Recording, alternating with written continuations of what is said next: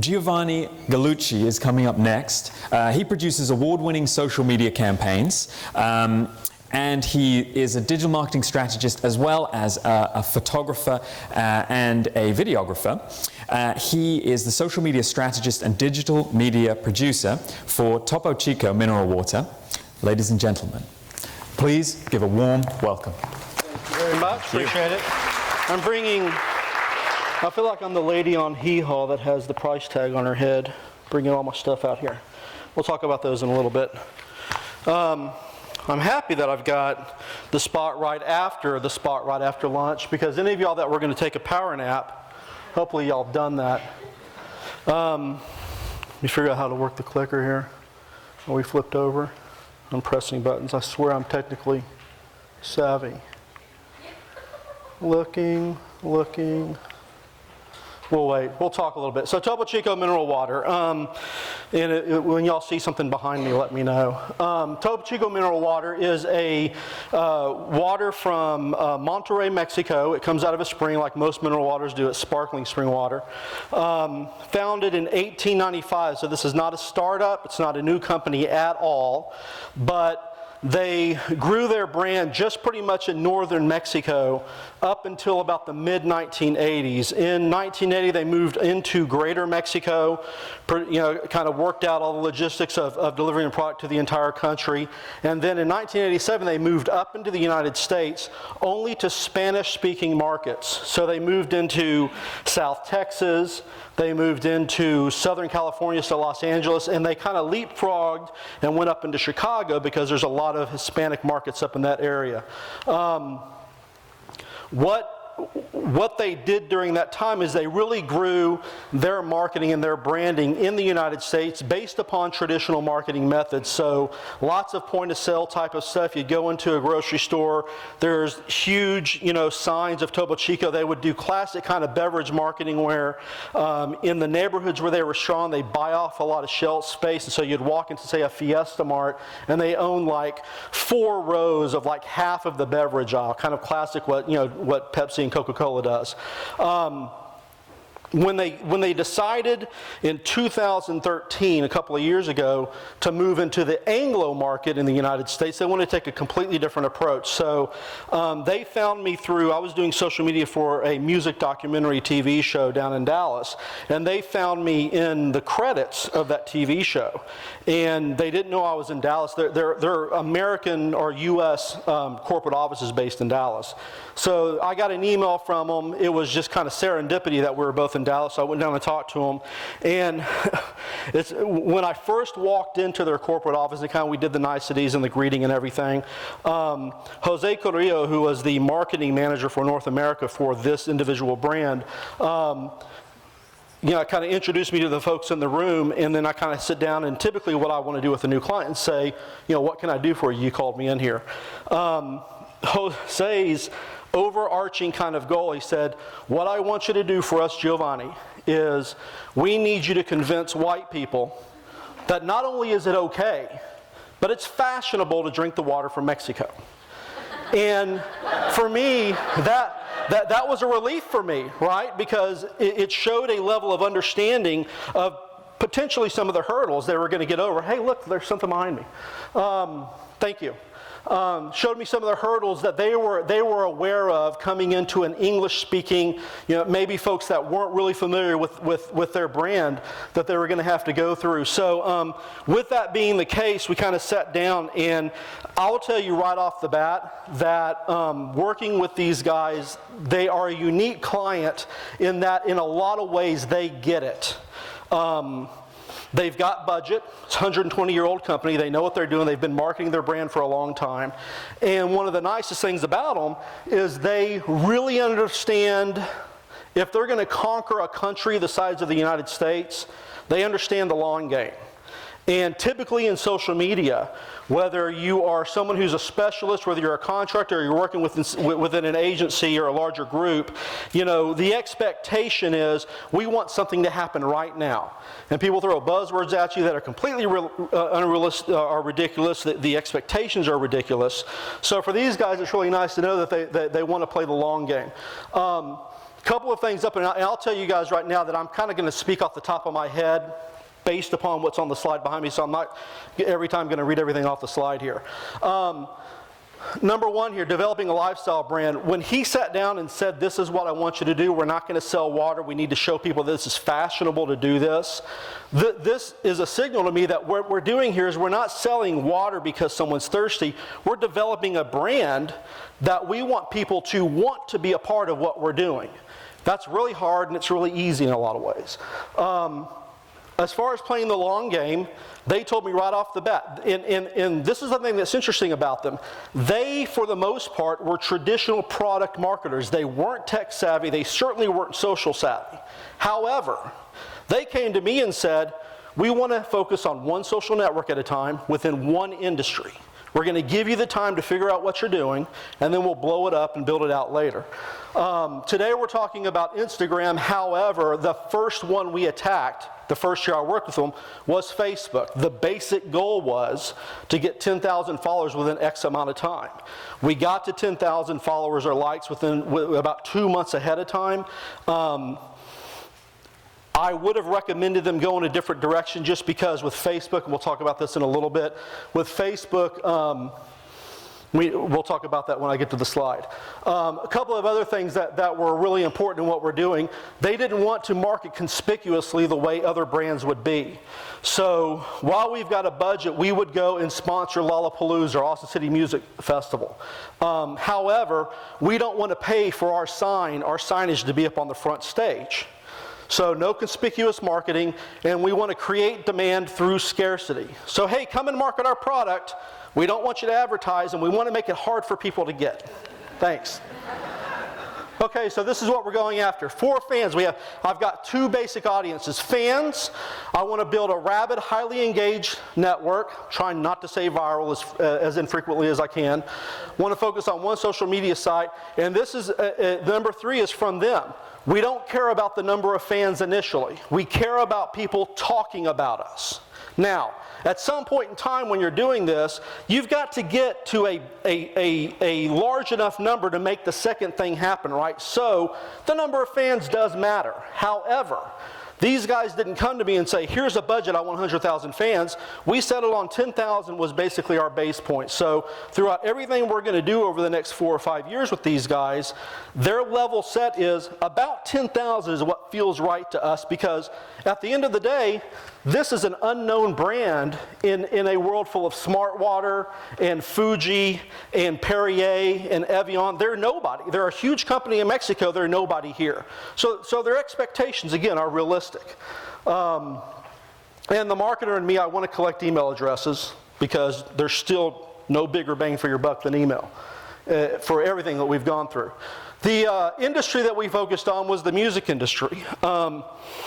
And that came to us based upon a little bit of research. We found that as the product moved into the Hispanic market in southern Texas and in Los Angeles, Austin, hotbed of music, Los Angeles, hotbed of music, we found that musicians themselves were gravitating toward the brand for 2 main reasons. Number 1, it's an amazing hangover cure.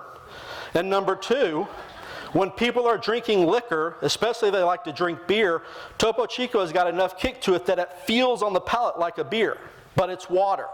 So it kind of covers 2 areas. I can drink longer when I put a Topo Chico between each beer, and tomorrow when I regret what I did, I drink Topo Chico, it makes me feel better. That was literally what they told us. Within the music industry focus, we want to develop relationships with up-and-coming artists. I don't want to spend the money trying to get with established artists. It's way too expensive. I want email addresses from highly connected insiders in the industry. A lot of folks and brands will try to go straight for the big music acts, and since I'm allowed to play the long game, you're going to get better success in the long run if you make connections with producers, recording engineers, roadies, managers. Your product will find its way into the hands of artists. If everyone around those artists that are supporting that never get any credit for anything, if they're drinking the product, it's going to end up on tour buses.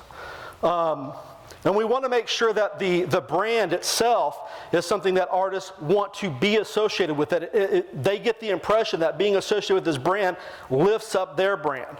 So they have to like it to begin with. Well, we already established that because we picked the music industry because we know musicians like them.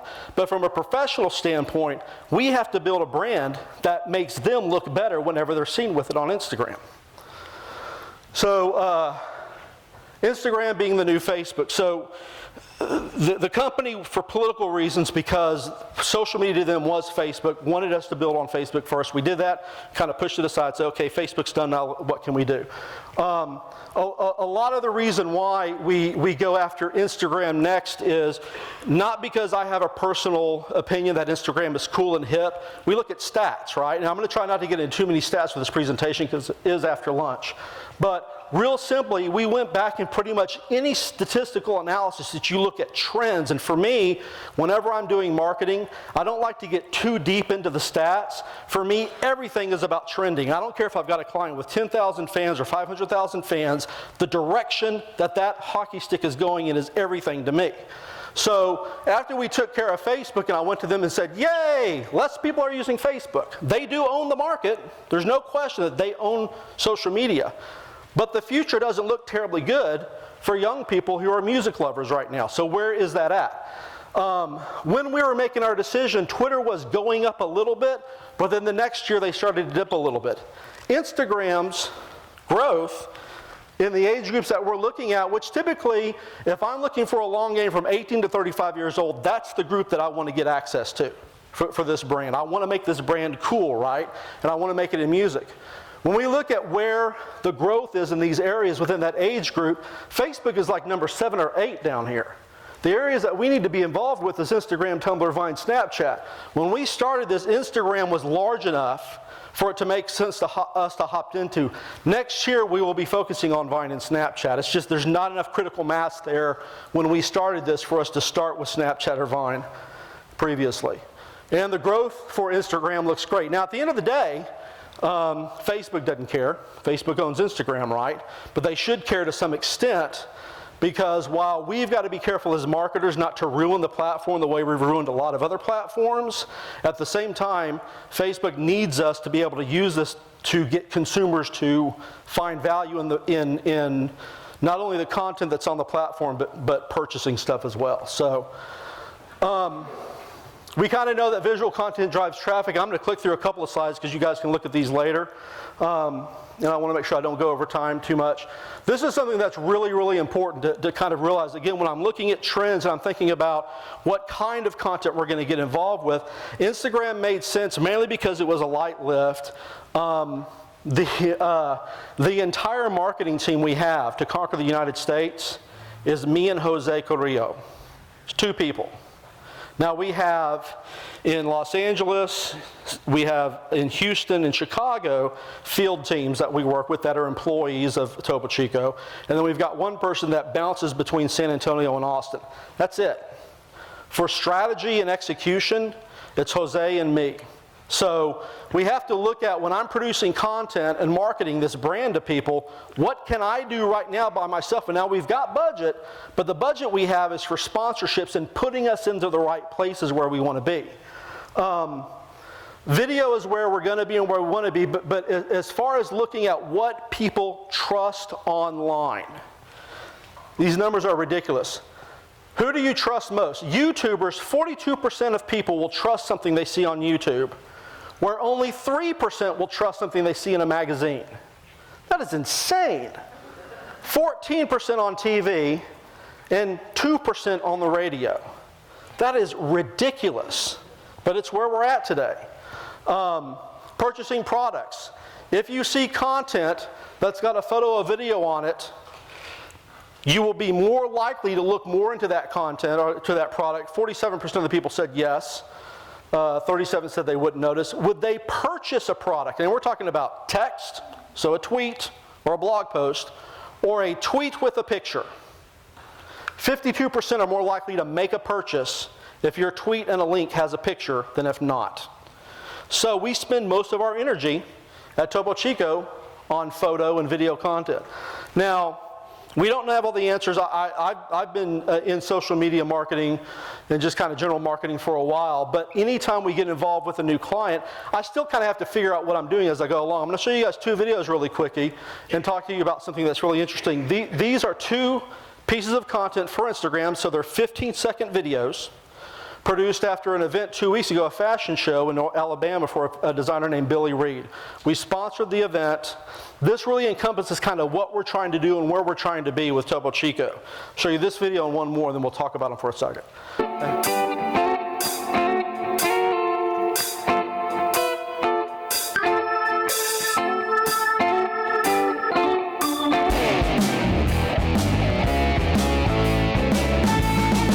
It's hard to see, but that's Billy Reed's logo. You may want to turn the volume down here a little bit on this next one. So the next video, same event. This is what Apple now would like to call a living picture.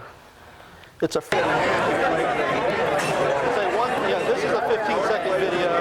Apple's new living picture is a 1-second video. This is me standing over a wheelbarrow, looking into a bunch of bottles of Topo Chico in half-melted ice. Super creative, right? Those both got posted up on the Instagram within 3 days of each other. My expectation, being the creative inside of me, would be obviously the highly produced video is going to get more attention. I expected it to blow up, lots of likes, lots of comments, blah, blah, blah, right? Not so much. The highly produced video with 10 cuts in it from 3 different days of an event got 100 likes within about a week. The video of bottles in a wheelbarrow got 150 likes in 4 days. So the point being is that we have to try this stuff. We're going to do more of this stuff, but you have to make sure that you are out testing. I'm sure plenty of folks have talked about this yesterday and today. You have to go with your gut. You have to go with experience tells you. But my ego can't be so big that I throw out the baby with the bathwater and decide never to shoot Topo Chico in a wheelbarrow again. If that's what the fans like, and if that's what causes them to engage, that's my goal. I would love to shoot these little videos, and that was a wonderful weekend, but it probably wasn't necessary for me to be there. Another thing that's really critical, and I think that this is a message for the bosses in the room, not so much the strategists. I think maybe the strategists get this and they probably tell the bosses, but the bosses need, because they've got other demons they have to kind of assuage within a company. Consistency and stick-to-itiveness is so important.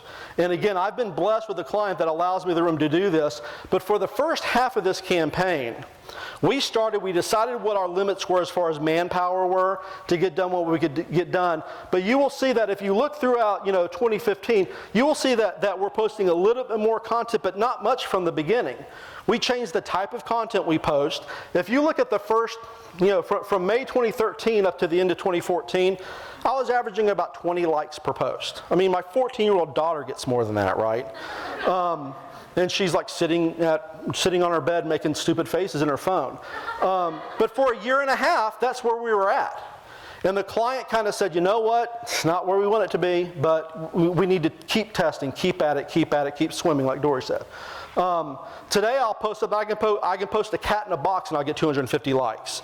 And that's not huge compared to a Red Bull, but again, we're growing, we're playing the long game, right? And we're seeing the right trend in the marketing that we're putting out on the internet. Viral marketing, which I hope everybody that does social media cringes when they hear viral marketing, but this is what this is. What's ended up happening, if you look back at our original kind of game plan, one of the most important things for Topo Chico is we've got to get people to talk about us. We have to get people to talk about us, right? We're now about 2 years into this, and now this is what you see on Instagram. If you go to Instagram and search for the hashtag Topo Chico, over the past year, you will find about 16,000 posts. I could not in my wildest dreams have posted that much stuff. And it's content, it's beautiful photography, it's very creative stuff. And what we've done, we've created a brand now where we have got the consumers doing the heavy lifting for us. And if you look at our account isn't terribly impressive. I mean, we've got maybe about 7,000 or 8,000 people following us, and we get a decent amount of interaction on the post. This is where the money's at. That dog's name is Topo Chico. The dog's dog's name is Topo Chico. Sarah Castro is a musician out of Austin. Look at that chandelier. That guy made a chandelier that he has out in front of his house. It's not just like at a restaurant. This guy has his brand up there. Every time somebody comes to his house, that's the first thing they see at his house. This guy opens up Topo Chico with his teeth. Fashion photography, I've got 12 people that have got tattoos now with Topo Chico bottles on them. Megan Fanjoy went to Spain, and she took 2 cases with her because she was afraid, and she was right, she couldn't get it there. So she's got pictures of her summer vacation traipsing around the Mediterranean, drinking Topo Chico. Look at that teacher's review. That is from an elementary school teacher. How can I improve as a teacher? Sell Topo Chico. I think it's working. And then Megan over here is in a group out of Nashville called Michaelis, and she and her 3 sisters are from Sugar Land, Texas. Her parents introduced her to Topo Chico when she was a young kid, and she posts about it. She was so happy when she found us, and we make sure that we put Topo Chico on their tour bus whenever they go out on tour. So we look at what people do, and the nice thing about this is now that we have gotten the momentum we need to get. We've got an account now that's got, like I said, about maybe 7,000 or 8,000 people following it. We're averaging about 900 new subscribers per month, and that's through that is through gross minus the people that leave. We'll get about 1,100 people that follow us and about 200 a month that leave the account. So we're averaging net about 900 new a month, which means that if our goal was 10,000 rabid followers, active, engaged followers by the end of this year, we'll hit that in about 30 days now. We're going to get there, and it's going to be a lot quicker than we expected. And what's nice about having all these folks follow me, are all these folks posting about this stuff, I know what to post because I see what they like, and I just kind of mimic what they do. Humble brag, I'm at this fancy event. There's a pool behind me. There's beautiful people running around drinking Topo Chico. They post that a lot about with Topo Chico, so we post the same thing. Stuff that will motivate people. I don't do this too much because it makes me feel like I'm a 12-year-old girl, but every now and again we'll post kind of inspirational stuff, silly stuff. Shelly got a new haircut. We stumbled by her accidentally. Hey, good new haircut. One thing you want to notice here is, again, one thing that we do within our branding that was critical is that we never sell the product. There's no conspicuous marketing. If you go through all of our marketing, we never tell people to buy Topo Chico. Ever, ever, ever. This is about developing a brand that makes people want to aspire to be like the people they see associated with the brand. Again, there's Topo Cisco. Begrudgingly wishing a happy National Cat Day to the cats. And because it is the internet, we do have to post a picture of a cat about once every quarter, which we do. Making sure that our content, that we're celebrating our fans and making sure that our fans feel appreciated with what we do. We about half the stuff you'll see in our account are images and things from fans, and so you'll look through some of the images, and then people will be like, "Oh my God, my life is complete," and we're like, "Well, you probably need to have higher goals than that." And one of the things that's also important for the bosses in the room is that for you to be able to create an account that is highly engaged like this, you've got to get out into the mud and the dust and the heat and produce content out there. Whenever you see images on the account from places around the U.S., music festivals, stuff like that, that is me going to those events and shooting that photography and posting it. And there are some 3 and 4 days out in the heat at a music festival. There are places where I am at a fashion show and I am twice as big as everybody in the room, and it looks like I'm the guy that shops at Target and they don't. This right here is me literally going and I will chase down bands that are fans of ours and drive 2 and 3 hours at a time to load up their tour buses with Topo Chico because it's difficult to get still. So we want to make sure that those folks have it. And this is my entire set. The bag right there, I'll go on a 10-day trip. That's in my entire bag for all my photography and video and everything I do. So when you look at the content up on Topo Chico, everything is encompassed in that amount of equipment. You don't have to go with a huge production staff. I'm sorry guys that are shooting video today. You don't have to go with a huge production staff. You can get a lot of very nice looking stuff done with a very small package. Click through a little bit more so we can get to Q&A. One last thing that I will say about ending up with the results. There's not a ton available for Instagram as far as stats go. Sprout, someone mentioned earlier, Sprout was a good solution. They have Instagram stats now. My favorites now are Keyhole, and it's spelled the way it sounds.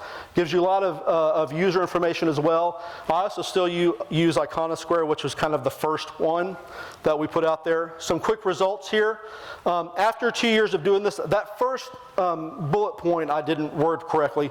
Within 2 years of entering the Anglo-speaking market, and I'm not going to take very much credit for this. However, we do no marketing in the United States to Anglos right now. None at all except for social media, which is Instagram, Facebook, and Twitter, basically. And it's 80% of our attention is on Instagram. 20% increase in sales. Over the entire, that's Mexico and the United States, have increased sales by 20% in 2 years since we've entered the market. We will hit the 100,000, and this is a golden ticket for me.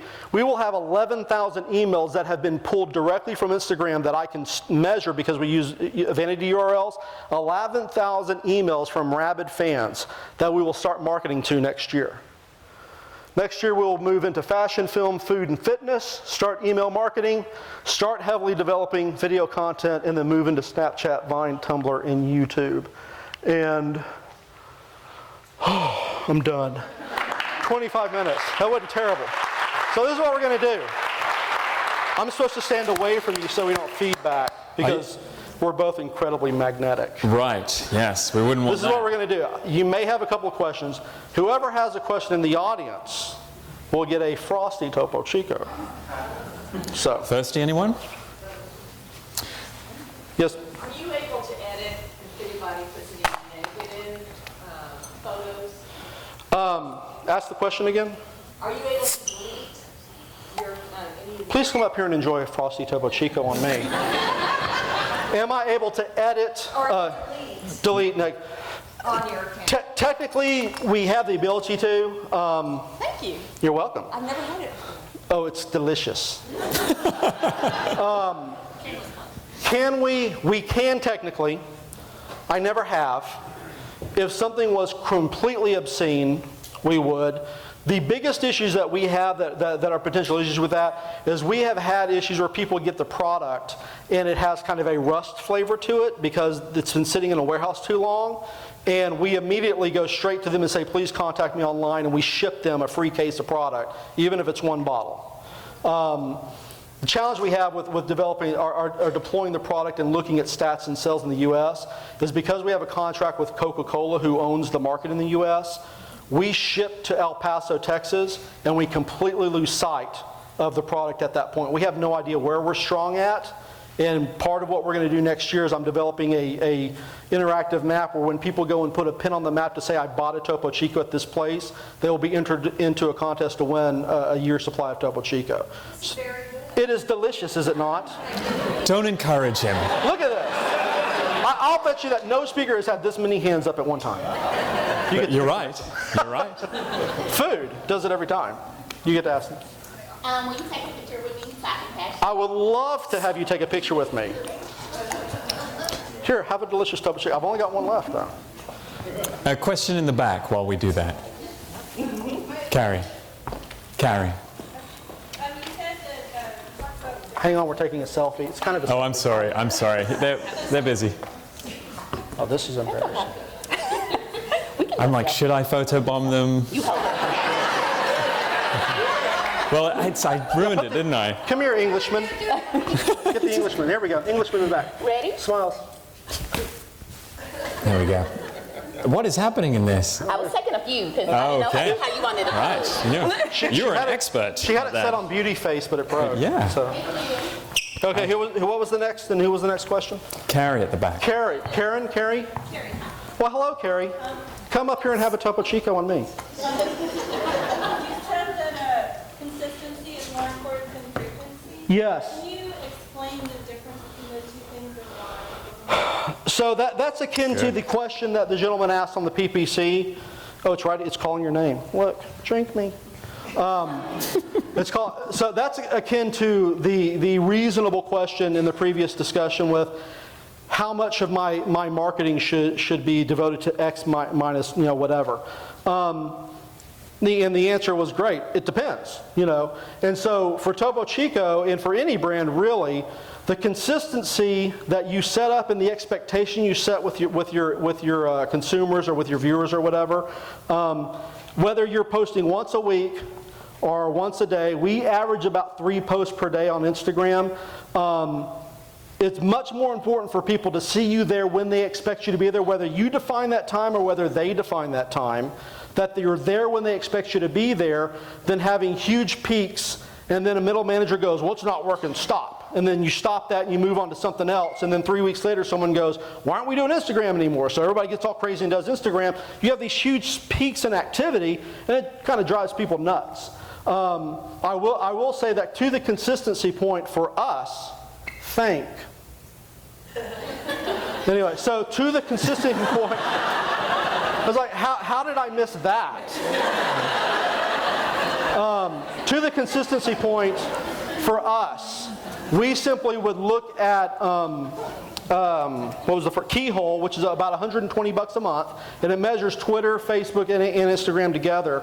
And they will tell you that they will day part for you and tell you when you post something, how long does the activity last? For us, when I post something on Instagram, no matter what time of day or night it is, no matter what day of the week, within about 5 hours, 99% of the activity on that post has happened and it will never happen again.